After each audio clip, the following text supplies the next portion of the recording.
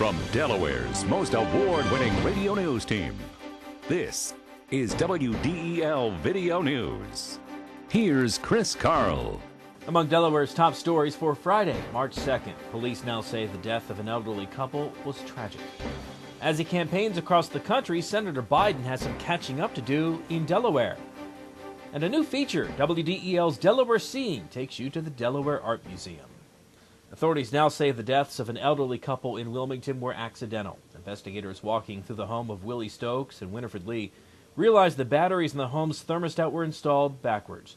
Additional tests are pending, but officials believe hypothermia to be the cause of death. Wilmington police have identified the victim in an early morning murder, and they're asking for your help in finding the suspects. Police found 41-year-old Everett Boyd dead in a basement of a home on Lancaster Avenue Thursday morning. Police say Boyd was targeted by at least two masked suspects who forced their way into the house through the back door. Police followed up leads in the case and are asking for anyone with information to call Wilmington detectives or Crime Stoppers. Two vehicles, maybe alcohol, and no seatbelts left a man dead after an early morning crash in Ogletown. It happened on Salem Church Road and East Chestnut Hill Road around 1:30 Thursday morning. 55-year-old George Ray was headed east on Chestnut Hill when his truck was hit by a pickup coming from Salem Church. He was pronounced dead at the scene. 3 people in the pickup were treated at Christiana Hospital for injuries. State police suspect the 35-year-old driver of the pickup truck may have been drinking. Neither driver was wearing a seatbelt. A historic building gets a new lease on life. WDEL News continues in a moment. How many times have you gone to work sick just because you couldn't afford to stay home? WDEL's Carl Konevsky says one advocacy group wants to help you get paid when you call out sick. What do we want? Paid sick day! When do we want it? Now! Members of ACORN, the Association of Community Organizations for Reform Now, staged rallies in Wilmington and around the country, asking Congress and state governments to pass legislation mandating workers get paid when they need to take a sick day. People are going to get sick. I mean, it's just inevitable, especially during these types of, in the winter weather. The children get ill or their family members get ill. And then we have these companies who want to work you. A lot of them don't even pay but minimum wage, and then also won't give their employee the benefit of getting paid for being out. Walker says sick pay should be a right and people shouldn't have to choose between caring for themselves or a sick child and a day's pay. I'm Carl Konevsky, 1150 AM, WDEL. A new poll by Fairleigh Dickinson University shows Senator Biden trailing Senator Hillary Rodham Clinton by 13 points in Delaware. And he's in a dead heat with Illinois Senator Barack Obama. The poll also shows just 1 in 4 Delawareans think Biden has a strong chance of winning the race for the White House, but 47% believe he'd make a good president. More than half have a favorable opinion of him. Well, the cows have moved over for folk art in a newly renovated historic building. WDEL's Melanie Armstrong reports. The Blue Ball Barn off Route 202 north of Wilmington is now the centerpiece of the new Allapocus Run State Park. Governor Minner helped cut the ribbon in a ceremony Thursday. And it is important that Agriculture Museum and these kind of facilities are restored so that future generations will see how we did it and what we did. Think of the rich agricultural heritage that we have, and boy, it continues to be reflected right here on this farm. A.I. DuPont built the former dairy barn in 1914. 82-year-old Ethel Phillips' family worked on the farm from 1942 to 1978. They'd left some things that you can remember, you know, when it was in working order, but it's just a great thing.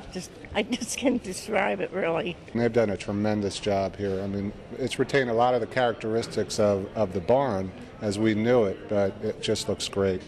I mean, and to remember what we used to do here and how we used to do it is a really good memory. Yeah. Oh, that's wonderful.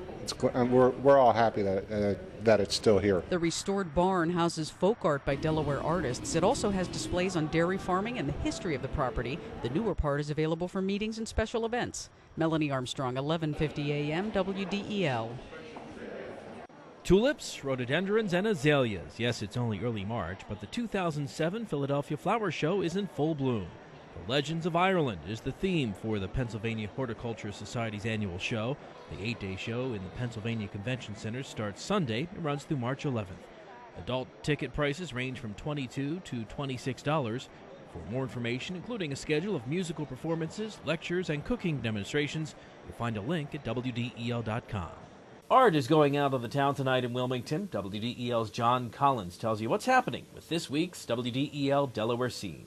Literally from 5 to midnight, galleries throughout the city of Wilmington are open for people to just enjoy art. That's Kathy Freeney of the Delaware Art Museum, one of the premier stops on the city's Art on the Town loop. We don't charge admission on Friday evenings, 5 to 8. The museum's free.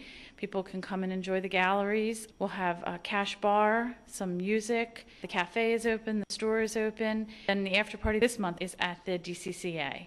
So from 8 to midnight, there's live entertainment and bar and food. A night on the town, hopping Wilmington's hottest cultural spots and hobnobbing with the artists themselves, and you don't even have to drive yourself. The shuttle bus starts and ends at the Refresh location. They can park at the Delaware Center for Contemporary Art, and the bus will start there and will end there. And Friday may be one of your last chances to see some incredible pieces at the Delaware Art Museum. It's our closing weekend of Fever Pitch, so we're very excited to welcome back some of those artists, maybe down to be in the galleries again as well. See some incredible cutting-edge art that the fellows from the Center for Emerging Visual Artists from Philadelphia are bringing to the Delaware Art Museum.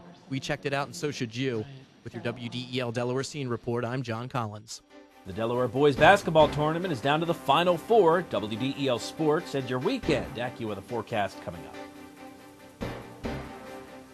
In WDEL Sports, top seed Christiana heads the field for Saturday's Final Four at the Bob Carpenter Center in the Delaware High School boys basketball tournament. Christiana eliminated number 8 seed Cape Henlopen 67-54 last night. The Vikings will face number 5 seed Hodgson. WDEL's Sean Green has details on Hodgson's overtime win against Glasgow. Glasgow's step team hoping for a Dragon win over Hodgson last night. Silver Eagles' Lele Beckham gets on the board early with this drive, and he'd hit the layup, but Glasgow was up by 4. Late first half, the Dragons' Trevin O'Brien, he'll be set up on the left wing, nailed his 3-ball, and Glasgow would lead by 3 at the half. Second half, Glasgow maintains that lead. Here's Julian Kirkland. Nice crossover. This would set up a pretty teardrop. It was good, and Glasgow up by 5. Flash ahead to the final 10 seconds. We're tied. Glasgow holds the ball for 2 minutes, setting up David Boggs' 17-footer. And Glasgow's getting ready to celebrate. They're up by 2, but hold the phone. Still 3.5 seconds left. That's more than enough time for Hodgson's Matt Neal to throw the home run pass, and his receiver Jamal Merrill makes the catch and the layup in time. Tied at 48. We're going to overtime. In the extra session, the Silver Eagles keep the momentum up. Inside, here's Trey Davis. He'd hit the layup, and Hodgson was up by 2. Finally, Eagles up by 3. Here's Nafis Richardson at the line hitting the clutch free throw. They lead by 4 and win 55-51. Reporting from Wilmington, Sean Green, 11:50 a.m. WDEL. Also, number 3 Sanford will play William Penn Saturday. Sanford beat Sussex Central 58-54 last night. William Penn upset number 2 seed Middletown 66-52. WDEL will broadcast Saturday's semifinals at 3:45 with Sanford William Penn tapping off at 4. The Delaware women's basketball team wrapped up its regular season with a 65-35 romp over Northeastern. Tyresa Smith scored 16 points and grabbed 15 rebounds to lead the Hens, and she moved into second place on the school's all-time scoring list. The win was the 25th for Delaware, setting a new school record for regular season wins. The Hens are 25-4. They'll be the 3rd seed in next week's CAA women's basketball tournament at the Bob. Scotty Upshaw scored with 9.9 seconds left in overtime to give the Flyers a 4-3 win over the Boston Bruins. And the Phils dropped their exhibition opener to the Detroit Tigers 9-7 as the Tigers jumped on starter Jamie Moyer for 4 earned runs in just 2+ innings of work. Your WDEL Delaware AccuWeather forecast: a flood warning in effect for small streams in northern Newcastle County until 10 a.m. A flood watch in effect until 1 this afternoon. The rain will end this morning, then clouds break for some sunshine later today. Windy with a high of 59. Tonight, partly cloudy, low 35. Tomorrow, sun and clouds, maybe an afternoon shower, high 54. And Sunday, clouds and sun with a high of 44. Good news updates throughout the day. Delaware's top stories at the top of the hour on 11:50 a.m. WDEL, or anytime right here at WDEL.com, including news video from Delaware and around the world from WDEL and the Associated Press. I'm Chris Carl. Have a great weekend, and thanks for watching.